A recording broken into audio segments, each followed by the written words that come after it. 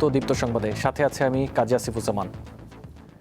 দেশের উত্তরাঞ্চলের মানুষের দীর্ঘদিনের দাবি ও পানির সংকট সমাধানে জাতীয় অগ্রাধিকার ভিত্তিতে যে কোনো মূল্যে তিস্তা ব্যারেজ মহাপরিকল্পনা বাস্তবায়ন করার দৃঢ় প্রত্যয় ব্যক্ত করেছেন প্রধানমন্ত্রী তারেক রহমান।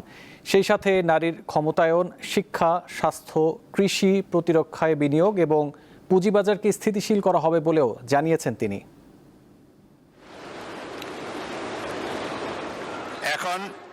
সোমবার জাতীয় সংসদে 2026-27 অর্থ বছরের প্রস্তাবিত বাজেটের ওপর সাধারণ আলোচনায় অংশ নেন সরকার ও বিরোধী দলের সংসদ সদস্যরা। জুলাইয়ের 1 তারিখ থেকে আলোচনায় অংশ নিয়ে প্রধানমন্ত্রী ও সংসদ নেতা তারেক রহমান বলেন, মানবিক ও অর্থনৈতিক ভিত্তি নির্মাণের রূপকল্প এই বাজেট। দেশের উত্তরাঞ্চল থেকে যে সকল সংসদ সদস্য নির্বাচিত হয়েছেন, সেটি রাজশাহী হোক অথবা সেটি রংপুর বিভাগ হোক না কেন, প্রত্যেকেরই দুটি বড় কনসার্ন হচ্ছে পানি, পদ্মা, তিস্তা। বিএনপি সরকার যখনই সুযোগ পেয়েছে দেশ পরিচালনার, সকল সময় নিশ্চিত করার চেষ্টা করেছে যে আমরা দেশের মানুষের পানি যাতে নিশ্চিত রাখতে পারি, পানির প্রবাহ। এবং সে কারণে মাননীয় স্পিকার, বর্তমান সরকার পদ্মা ব্যারেজ নির্মাণের উদ্যোগ গ্রহণ করেছে। মাননীয় স্পিকার, জাতীয় অগ্রাধিকার ভিত্তিতে ইনশাআল্লাহ এই সরকার যে কোনো মূল্যে তিস্তা ব্যারেজ মহাপরিকল্পনা বাস্তবায়ন করবে। তিনি বলেন, দেশের অর্ধেক জনগোষ্ঠীকে পিছিয়ে রেখে উন্নয়ন সম্ভব নয়, তাই নারী শিক্ষা ও নারীর ক্ষমতায়নে কাজ করার পরিকল্পনা এই বাজেটে নেওয়া হয়েছে। নারীদেরকে অর্থনৈতিকভাবে এম্পাওয়ার করার জন্য আমরা প্রত্যেকটি নারী প্রধান পরিবারের যে নারী প্রধান আছে তাদের হাতে আমরা ফ্যামিলি কার্ড পৌঁছে দিতে চাই। এ সময় বেশ কিছু বিষয়ে ভ্যাট মওকুফের কথা বলেন প্রধানমন্ত্রী। দেশের চিংড়ি চাষের প্রসার এবং রফতানি বৃদ্ধির লক্ষ্যে এই খাতের কতগুলো প্রয়োজনীয় বিষয় আছে, যেমন অ্যাকুয়া ফিড আছে, ফিড অ্যাডিটিভ আছে, তারপরে প্রোবায়োটিক্স আছে, ভিটামিন এবং মিনারেলস আছে।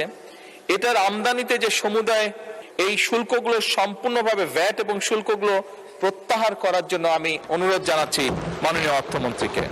গণতন্ত্রকে শক্তিশালী করা এবং জাতীয় অর্থনীতি পুনরুদ্ধারের অংশ হিসেবে এই বাজেট করা হয়েছে বলেও মন্তব্য করেন তিনি।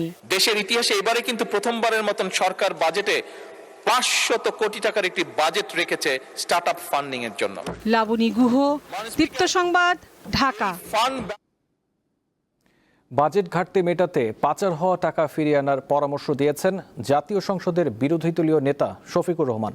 আজ জাতীয় সংসদে তিনি বলেন, অর্থবছর জানুয়ারি থেকে ডিসেম্বর হলে বাজেট বেশি কার্যকর করা সম্ভব। জুলাইয়ের 1 তারিখ থেকে এই বাজেট বাস্তবায়ন শুরু হবে, যে আমরা দেখতে পাচ্ছি অতীতে বর্তমানে কোনো বেশ কম হয়নি।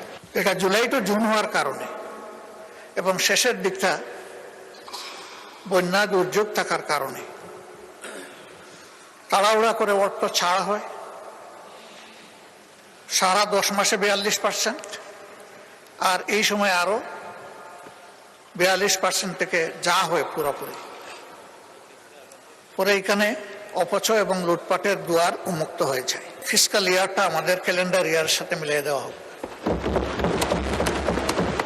অর্থাৎ জানুয়ারি থেকে ডিসেম্বর এই সময়টা হোক ফিসকাল ইয়ার। 15.5 বছরে বিদেশে লন্ডার করা হয়েছে, পাচার করা হয়েছে। সেই পাচার করা অর্থ কিভাবে ফিরিয়ে আনা হবে এই বাজেটে তার কোনো গাইডলাইন নাই, কোনো প্রস্তাবনা নাই। ওই পাচারকৃত অর্থের 9 ভাগের 1 ভাগ 26-27 অর্থ বছরে যদি আমরা ফিরিয়ে আনতে পারি, যদি সেই উদ্যোগ নেওয়া হয়, তাহলে আমাদের কোনো বাজেট ঘাটতি থাকবে না।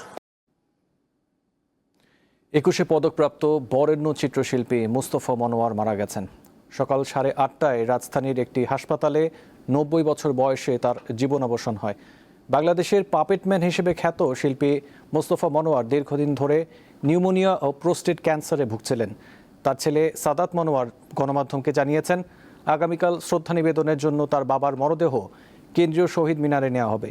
কেন্দ্রীয় শহীদ মিনারের লাল সূর্যের অন্যতম স্থপতি মুস্তফা মনোয়ার সৃষ্টি করেছেন পারুলের মতো জনপ্রিয় চরিত্র, জড়িত ছিলেন মিনার সঙ্গে, নির্মাণ করেছেন শিশু কিশোরদের প্রতিভা বিকাশে বাংলাদেশের সবচেয়ে মানসম্পন্ন ও জনপ্রিয় অনুষ্ঠান নতুন কুড়ি।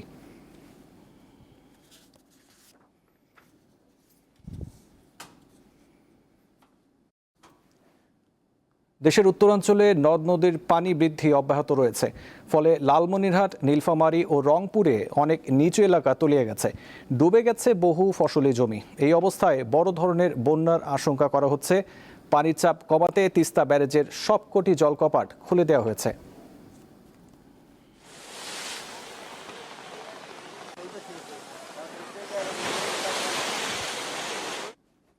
পাল্টাপাল্টি হামলা বন্ধ করে আবারও আলোচনায় বসতে সম্মত হয়েছে ইরান ও যুক্তরাষ্ট্র। মার্কিন এক কর্মকর্তার বরাতে রবিবার এ খবর জানিয়েছে বার্তা সংস্থা রয়টার্স। এর ফলে আবারও দুপক্ষের মধ্যে স্বাক্ষরিত সমঝোতা স্মারক টিকে থাকার আশা জোরদার হয়েছে। মার্কিন ওই কর্মকর্তা জানিয়েছেন, সমঝোতা স্মারকের সব বিষয়ে কারিগরি পর্যায়ের আলোচনা অব্যাহত থাকবে।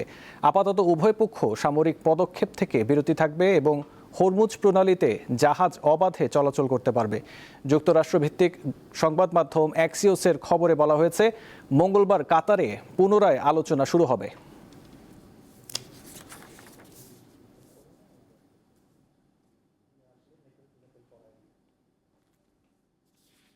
এই ছিল এখনকার মতো। পরবর্তী সংবাদ 5টায় দেখার আমন্ত্রণ রইল। এছাড়াও তথ্য বিনোদনের খবর পেতে চোখ রাখুন দীপ্ত টিভির ডিজিটাল প্ল্যাটফর্মগুলোতে। ধন্যবাদ।